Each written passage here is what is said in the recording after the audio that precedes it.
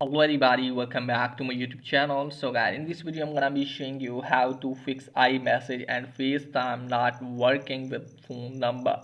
So guys, let's get started without wasting any time. So guys, if you try to set FaceTime and iMessage with the phone number and it's not working, then I'll show you how can you fix it. So first of all guys, let me tell you that if you want to fix this issue, just simply have to tap on general first, and first of all try to reset your network setting and then check if it's working or not. If it's still not working, then you have to open the settings. So from here guys, what you need to do is just simply have to tap on your Apple ID, tap on sign in and security. Wait some seconds, tap on edit, tap on add email or phone number, tap on add phone number. So from here guys, just simply have to put the phone number.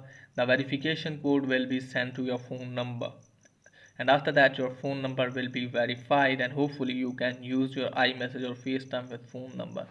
If it's still not working, close this page. After that you have to open the settings, scroll it on.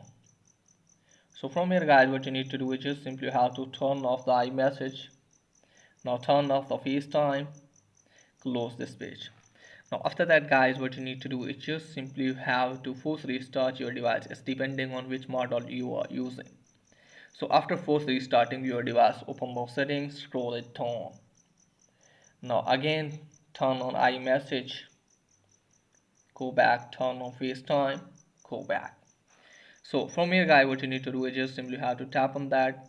So let me tell you that you have to wait some second, tap on send and receive, and you can easily see here phone number. Then try to check on phone number, open the FaceTime, and then you have to try to check on phone number, and after that hopefully your problem will be fixed. So that's pretty much for today's video. If the video is helpful, please like and subscribe my channel. Thanks for watching.